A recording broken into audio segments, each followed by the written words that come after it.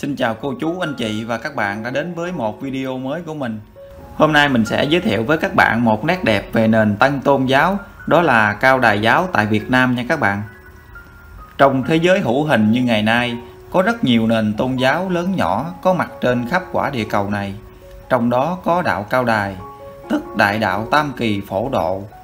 Tuy là nền Tân tôn giáo với tuổi đời chưa đến 100 năm, nhưng đạo Cao Đài có rất nhiều giáo điều và triết lý vô cùng sâu xa và huyền bí, mang tính đại đồng, không phân biệt màu da hay chủng tộc, không phân biệt địa điểm, thời gian hay không gian. Ngày nay đạo Cao Đài được xem là quốc đạo, là nền chánh giáo với hàng triệu tín đồ trong và ngoài nước. Trong đạo Cao Đài, các tín đồ thi hành những giáo điều của đạo như không sát sinh, sống lương thiện, hòa đồng, làm lành lánh dữ, giúp đỡ những người xung quanh và thờ cúng tổ tiên, và thực hiện tình yêu thương vạn vật qua việc ăn chay, với mục tiêu tối thiểu là đem lại sự hạnh phúc đến cho mọi người và vạn vật. Với những giáo điều và triết lý đó được thể hiện qua rất nhiều các hành động mà thiết thực nhất các tín đồ Cao Đài gọi là làm công quả. Làm công quả có nghĩa là làm công việc mang tính chất tự nguyện, là làm việc thiện, làm những việc giúp người giúp đời và không nhận lương bổng hay thù lao gì sau khi làm công việc đó. Cho nên có thể nói làm công quả là ưu tiên hàng đầu của tín đồ đạo Cao Đài, do Đức Chí Tôn đã mở ra gọi là trường thi công quả cho toàn nhân loại. Tinh thần đó được thể hiện qua câu chuyện sau đây. Mình xin mời cô chú, anh chị cùng các bạn theo dõi cho đến hết video sau. Bố, cái đạo Cao Đài mình á, chẳng hạn như là mấy cái đám tang á bố, đạo mình có thu tiền của nhà có tang lại không đâu có thu gì. Ví dụ trường hợp mà gia đình nó nghèo á, thì khi mà cái người chết đó, là thân nhân phải đi tới báo cho chức việc biết. Chức việc ở đâu? Chức việc ở sở tại. Thí dụ mình ở đây mình họ đạo Trường Xuân, thì mình vô mình gặp ông thông sự hay là gặp ông chánh sự, bắt đầu người ta thông báo là nhà đó có người chết vậy đó, là bắt đầu mấy người đó người ta lo tang thế sự hết, ta đem đồng nhi đem rồi thì nó tới hết. Đó là người ta lo, nếu mà mình có khả năng thì mình lo, còn không khả năng thì nói giờ tôi tán trợ khô cho hết. Là hòm là bên đạo cho rồi cho hết. Giải sổ tẩn liệm rồi cho hết. Rồi còn là bên đạo không có thu tiền gì của nhà có tang không? Đã ta nghèo quá mà không tiền gì. Còn bình thường nếu mà không nghèo cũng không có thu. Cái đó phản tiền gì không có thu. Đâu tùy rồi khi nào có đem tới. Còn mấy cái nhạc rồi này kia là 12 điểm mà đập kinh rồi này kia là cầu không, cái đó là bổn phận của mấy ông nhạc kêu quà đơn. Thí dụ như chết bữa nay, thấy không, chiều mai cầu siêu. Thì trong đêm nay là cái chức việc đó mình thông báo người ta biết đó, là người ta nói ở họ đạo đó nhà đó có người chết, là tự nhiên mấy ông phải dắt được dắt đóng tới. Trách nhiệm của ổng là vậy, phải dắt tới. Còn rạp rồi dựng lên là toàn bộ là không có thu bất cứ tiền gì. Không, rạp là của nhà mướn người ta còn không có. Nếu mà ở nhà nghèo quá thì coi như là người ta cho luôn, bên đạo cho luôn. Còn nếu mà nhà có ăn rồi kia nọ là rạp tự mướn mấy ông chỉ đem nhạc trống rồi kia nọ, đồng nhi đọc kinh rồi mấy người đạo hữu mình đi cầu siêu đó, rồi khi mà đi chôn là bắt đầu xe thuyền bắt ngã chở đi, không có tốn gì hết. Là mà nhiều khi mà bên đạo mình có đi tiền gì về cho cái nhà đó không? Là đi điếu có chứ. Bên đạo mình đi làm công quả là không thu tiền luôn mà còn đi điếu lại nữa. Đi điếu chứ. Thí dụ trường hợp như giờ ở đây nè, thí dụ ở đây giờ ông đó chết, thì nó có hai cách. Một cách thí dụ như bây giờ là làm ở đâu, làm đám tại bon đường này, thì toàn bộ không có nhận tiền. Mà nếu trường hợp ông làm nhà ông, thì người ta đi điếu cái số tiền đó ông nhận, gia đình ông nhận. Khúc đó làm gì làm ai biết. Còn đạo ta không lấy tiền lấy gì hết, không có. Ta đem đồ ăn, đồ tới, rồi ta đem gạo, thóc, đồ tới, rồi coi như mỗi người mỗi việc. Người thì lặt rau, người rửa chén, con mũi bay ngang còn nghe mà. Đâu có lấy gì. Vậy là bên đạo mình là đem, là nói chung là mình cúng mặn hay cúng chay không? Chay không không có mặn. Toàn bộ là cúng chay. Chay hết. Nhưng mà tôi thấy đi bên nhạc lễ mình đi xong rồi còn phải đi tiền lại cho nhà nữa. Thì nhiều khi người ta lấy tiền đó người ta xây mộ những cái nhà mà khổ á. Cái đó người ta nghèo giúp đỡ người ta chứ. Rồi thấy bên mấy cái nhà mà người ta thường người ta đầy đủ thì người ta có cho xà bông rồi này kia lại là có xà bông là đó là cho mấy anh đầu tỳ. Mấy anh khiêng xác hòm á. Có. Ví dụ như bây giờ cho là 20 người thì 20 xà bông, bịch xà bông Omo hay gì đó, thì mình mua cho phát ông bịch ông có thuốc Tùy theo khả năng, có tiền thì mua hero, không tiền thì mua thuốc này cho người ta. Cái đó là cũng như mình đền ơn. Chứ không bắt buộc, không có cũng không ai nói gì. Như mua xà bông có, xà bông Omo hay xà bông gì á, lít gì á, tùy theo mình. Con thấy bên đạo mình chẳng hay như nhà nào mất là tự những cái họ đạo, những cái nhà xung quanh lại rồi nấu nướng rồi làm. Nhưng mà mình phải thông báo cho tiếp việc, để người ta lo việc là coi như ta ăn thế. Cái bổn phận của em chứ việc là vậy. Thông báo cho mày ông rồi mày ông mới thông báo cho ban nhạc.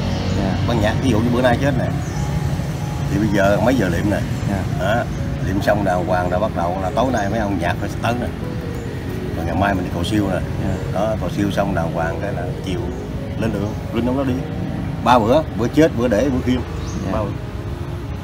Vậy mà con tưởng đâu bên, tại vì con thấy nhiều khi bên đạo mình á, đọc kinh giấc khuya rồi chiều tối sáng rồi quá trời giờ luôn á, rồi con tưởng đâu là phải bỏ tiền ra mướn nữa chứ. Không, bổn phận phải làm, chứ mà công quả mà, tức là làm phước để về với Chí Tôn mà, không có tốn gì. Con thấy cái đó cái hay của đạo mình. Nhà nào mà có tang thì đã là một chuyện buồn rồi nên không có thu bất cứ một cái khoản tiền gì, nhưng mà bên đạo còn phải đi tiền lại nữa. Phụ giúp cho người ta. Khi đi chôn có tiền Bát Nhã, Đồng Nhi nó đưa ra tới Nguyệt đàng hoàng, nó đưa ra đọc kinh, nó đứng trên Nguyệt đây đứng đọc kinh. Nhiều khi phải đứng ngoài nắng, đa số đứng ngoài nắng không? Đứng ngoài nắng phải chịu chứ. Đi làm công quả mà. Bà đạo Cao Đài mình là chẳng hạn như mấy cái đám là mình có thu tiền gì của nhà ta không? Không có đồng bạc nào hết trơn. Không có đồng bạc nào hết trơn. Mà mình đi đọc kinh hay là bên mấy người khiêng hàng rồi này kia là cũng không có tốn tiền nữa hả? Không có gì tốn hết, không có cái gì tốn tiền hết, kêu bằng tế độ nhân sanh. Còn chẳng hạn như mà cái gia đình đó mà có người mất mà người ta khổ quá rồi người ta không có tiền mua hàng rồi làm đám rồi sao? Thì ta có chỗ hiến. Nói chung là ta cấp tế đó, hàng cấp tế rồi. Trợ táng không ạ? Trợ táng rồi đó. Trợ táng cấp tế đó là cấp tế, ví dụ như hàng rồi đồ cẩn thì nó tất cả hết, đồ ăn uống tất cả trên. Vậy là toàn bộ là coi như là đám rồi hàng rồi này kia là bên đạo là làm hết rồi. Lo hết. Ta nghèo khổ thì nghèo khổ ta quân lấy hết.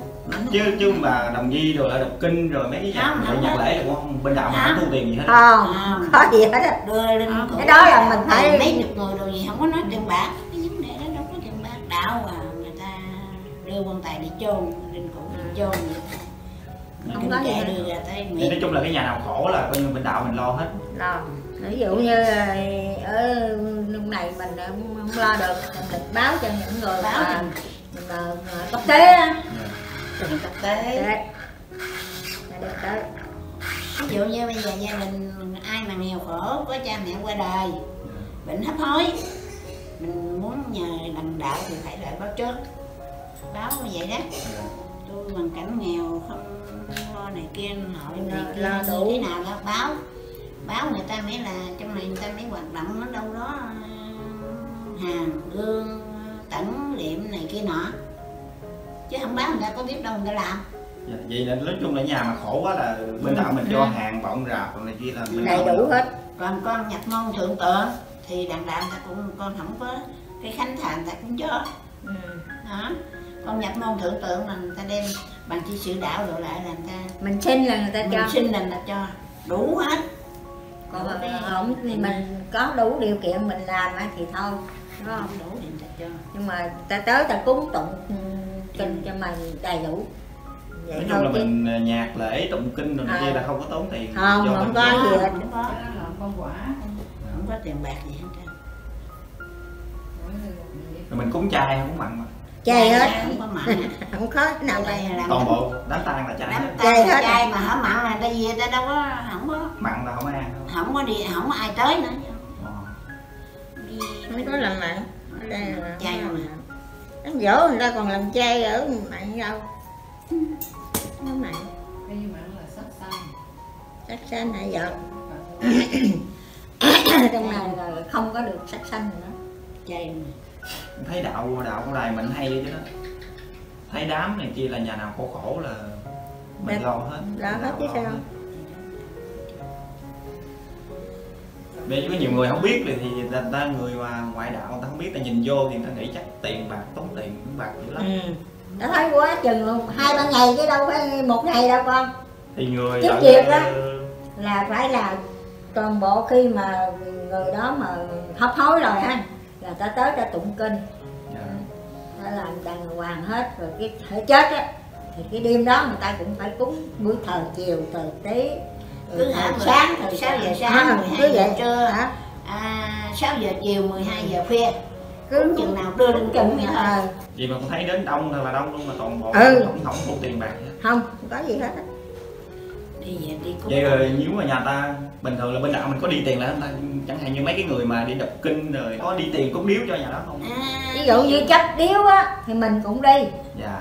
Ai đi thì đi. Ai đi 50, 30, 100. 20 có cũng được. Mâm tế hay là gì đó cũng vẫn đi. Còn hãy mà đi không nhận không có chấp điếu á, coi như chấp điếu là lấy tiền. Mà không chấp điếu tức là không lấy tiền thì mình phải mua mâm tế. Mâm tế là trái cây. Vậy là mình đi ngoài mình đọc kinh miễn phí rồi miễn phí hết. Kia miễn phí rồi mình còn phải đi tiền thêm cho gia đình đó. Cái đó quen biết. Chứ không ai ép mình. Không ai ép hết. Không ai ép à, cái đó là tự mình đi. Ban đầu di ban nhạc lễ rồi ta cúng mâm vậy đó. Vậy đó, không có gì hết. 3, 5, 10 người, 20 người gì đó, mình là cái sở đồng nhi đi mâm tế. Vậy đó. Rồi cái nhà lão này đi mâm tế. Rồi cái nhà lão đằng kia hay là cái sở mai